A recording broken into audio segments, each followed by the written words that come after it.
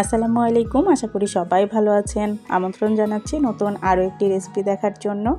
আজকে আমি খেসারির শাক রান্না করে দেখাবো। আশা করছি আপনাদের কাছে ভালো লাগবে। এমন কোনো মানুষ নেই এই শাকটা খেতে পছন্দ করেন না। এই খেসারির শাকটা রান্না করে আপনারা সকালে বাসি ভাত কিংবা দুপুরে গরম ভাতের সঙ্গে খেয়ে দেখতে পারেন। অসম্ভব মজা হয় খেতে। যারা খেয়েছেন তারা তো জানেন কতটা মজার। খেসারি শাক রান্না করার জন্য আমি খেসারি শাকগুলোকে প্রথমে ভালো করে বেছে তারপরে ধুয়ে নিয়েছি। আর এই শাকের শুধুমাত্র পাতা আর ওপরের ডোগার নরম অংশটা নিতে হবে। শাকটাকে ভালো করে বেছে আমি ধুয়ে নিয়েছি। আর দেখতে পাচ্ছেন ঠিক এইরকম হবে শাকটা। আমাদের অঞ্চলে এটাকে খেসারি শাক নামে চিনে। আপনারা কি নামে চিনেন কমেন্টে জানাতে পারেন। শাকগুলোকে এখন চিকন করে কেটে নিব। এই শাকটাকে যত চিকন করে কাটবেন খেতে তত বেশি মজা হবে। তো শাকগুলো আমি কেটে নিয়েছি। দেখতেই পাচ্ছেন ঠিক এইভাবে কেটে নিতে হবে।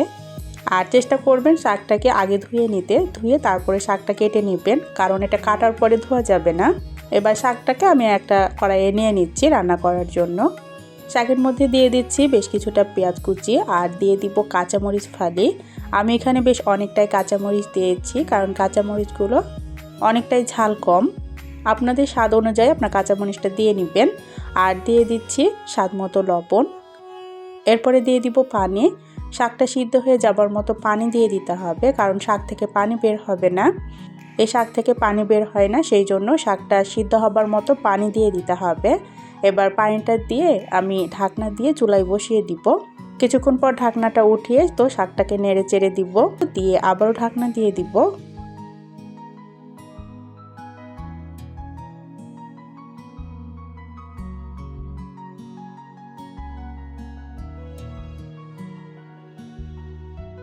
কিছুক্ষণ পর ঢাকনাটা উঠিয়ে শাকটাকে নেড়ে চেড়ে দিব। আর দিয়ে দিচ্ছি এর মধ্যে একটা বেগুন। আমি বেগুনটাকে এভাবে চিকন করে কেটে নিয়েছি। কেটে ধুয়ে তারপরে শাকের মধ্যে দিয়ে দিলাম। আর এই শাকটা রান্না করার পর অনেকটাই ঝরঝরা হয়, সেই জন্য এই বেগুনটা আমি দিয়ে দিচ্ছি। আর বেগুনটা দিলে শাকটা একটু নরম হয় আর খেতে বেশি মজা লাগে। এভাবে একটা বেগুন দিয়ে রান্না করে দেখবেন, শাকটা অনেকটাই নরম হয়। এবার বেগুনটা দিয়ে ভালো করে নেড়ে চেড়ে আমি আবারও ঢাকনা দিয়ে দিব। এখানে দেখতে পাচ্ছেন কিছুটা পানি আছে, পানিটা পুরোপুরি শুকিয়ে নিব, তাহলে শাকটাও সিদ্ধ হয়ে যাবে।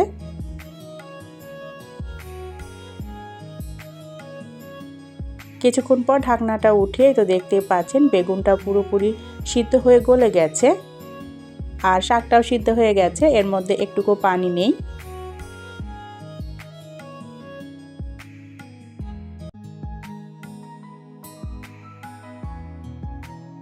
এবার শাকগুলোকে চুলা থেকে নামিয়ে বাগার দিয়ে নিব। তো কড়াই পরিষ্কার করে আমি তেল দিয়ে দিয়েছি। এর মধ্যে দিয়ে দিব 2টা শুকনো মরিচ আর দিয়ে দিচ্ছি বেশ কিছুটা পেঁয়াজ কুচি। এরপরে দিয়ে দিব রসুন কুচি। আর দেখতে পাচ্ছেন এখানে বেশ অনেকটাই আমি রসুন দিয়েছি, কারণ শাকের মধ্যে রসুন আর পেঁয়াজটা একটু বেশি করে দিলে খেতে ভালো লাগে। এবার পেঁয়াজ আর রসুনটা আমি লাল করে ভেজে নিব। পেঁয়াজ আর রসুনটা আমার লাল করে ভেজে নেওয়া হয়ে গেছে। এর মধ্যে আমি আগে থেকে সিদ্ধ করে রাখা শাকগুলো দিয়ে দিব, দিয়ে এটাকে ভেজে নিব।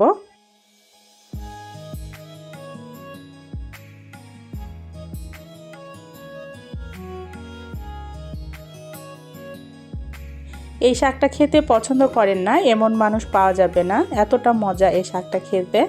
আর এই শাকটা রান্না করে আপনারা সকালে বাসি ভাত কিংবা দুপুরে গরম ভাতের সঙ্গে খেয়ে দেখতে পারেন। অসম্ভব মজা হয় খেতে। যারা খেয়েছেন তারা তো জানেন যে শাকটা খেতে কতটা মজার। এবার এগুলোকে নাড়াচাড়া করে আমি সুন্দর করে ভেজে নিব।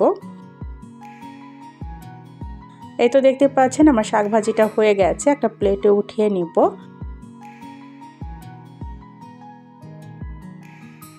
শাকভাজিটা হয়ে গেছে, দেখতেই পাচ্ছেন ঠিক এভাবে ভেজে নিতে হবে। তো আমি এগুলোকে নামিয়ে নিচ্ছি একটা প্লেটে। এই শাকটা শুধুমাত্র শীতের সময় পাওয়া যায়, তাই চেষ্টা করবেন শাকটা রান্না করে খাওয়ার। আর আমি যেভাবে রান্না করেছি এভাবে একবার রান্না করে দেখতে পারেন। আশা করছি আজকের এই সহজ শাকভাজি রেসিপিটা আপনাদের কাছে ভালো লেগেছে। আর যদি ভালো লেগে থাকে প্লিজ একটা লাইক দিয়ে চ্যানেলটা সাবস্ক্রাইব করে আমার সাথেই থেকে যাবেন। আজ এই পর্যন্তই, সবাইকে আল্লাহ হাফেজ।